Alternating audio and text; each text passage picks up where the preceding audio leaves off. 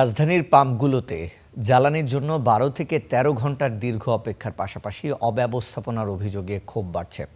বৃহস্পতিবার ভোর থেকে সব পাম্পেই দেখা যায় যানবাহনের দীর্ঘ সারি। সড়কে তৈরি হচ্ছে অসহনীয় যানজট। অ্যাপ রেজিস্ট্রেশনের সুবিধা না থাকায় ঢাকার বাইরে ভোগান্তি এখন চরমে। কারিগরি জটিলতা কিছুটা কাটলেও তেলের পর্যাপ্ত সরবরাহ এবং সুশৃঙ্খল বণ্টনের দাবি গ্রাহকদের।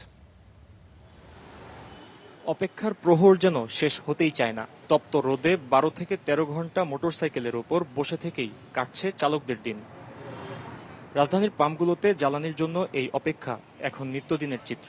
তবে দীর্ঘ লাইনকে ঘিরে তৈরি হওয়া অব্যবস্থাপনা আর সিরিয়াল ভাঙার অভিযোগে ক্ষোভ বাড়ছে। সব পেট্রোল পাম্প চালু থাকলে এই জ্যামটা আসলে হতো না। এই দেখেন এই গাড়িগুলো সিরিয়াল ছাড়া এই যে দেয়াল নিতে আছে, মনে করেন এই লাগে আমাদের দেরি হইতেছে অনেক। সরকার বলতেছে যে তেল পর্যাপ্ত ধরে আছে, কিন্তু এত সিরিয়াল, তা আমার মতে যে এটা সমাধান, এই সংকট থেকে আমরা কবে সমাধান হব? বিভিন্ন পাম্পে কিন্তু বলে যে তেল আছে, আমরা সিরিয়ালে দাঁড়াই 2 ঘন্টা দাঁড়িয়ে থেকে পাম্পের মাথায় আসলে বলে তেল শেষ। আমি মনে করি বাংলাদেশের ডিস্ট্রিবিউশনের সমস্যা। ভালোভাবে সরকার যদি হ্যান্ডেল করতে পারে, শক্তভাবে হ্যান্ডেল করতে পারে, তাহলে আমার মনে হয় এটা অনেকটা কমে আসবে। ফুয়েল পাস অ্যাপের আপডেট জটিলতা আগের চেয়ে কিছুটা কমলেও বিড়ম্বনায় পড়ছেন ঢাকার বাইরের জেলা থেকে আসা চালকরা। অ্যাপে অন্য জেলার গাড়ি নিবন্ধনের সুযোগ না থাকায় তেল পেতে ভোগান্তিতে পড়ছেন চালকরা।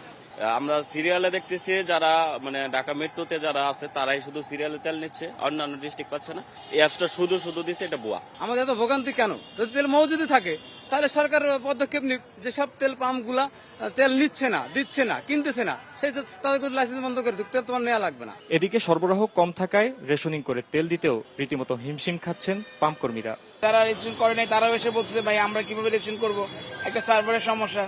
এদিকে আমাদের স্টাফ নিয়ে একটু সংকট, কারণ আমরা ঈদের আগে থেকে তেল দিচ্ছি। আমি নিজেও অসুস্থ, ম্যানেজার অসুস্থ, স্টাফরা অসুস্থ। এরপরে আপনার দেখা যায় রাতে যখন তেলটা শেষ হয়ে যায়, কাস্টমাররা গেট ভাঙাভাঙির একটা চেষ্টা। সব মিলিয়ে ভাই বর্তমান যে সিচুয়েশন চলছে, মনে হয় না আর বেশি দিন আমরা সার্ভাইভ করতে পারবো। ডিজিটাল সমাধানের পাশাপাশি তেলের পর্যাপ্ত যোগান নিশ্চিত করাই এখন একমাত্র সমাধান বলে মনে করছেন সংশ্লিষ্টরা। Fahim Yusuf, star news, Dhaka.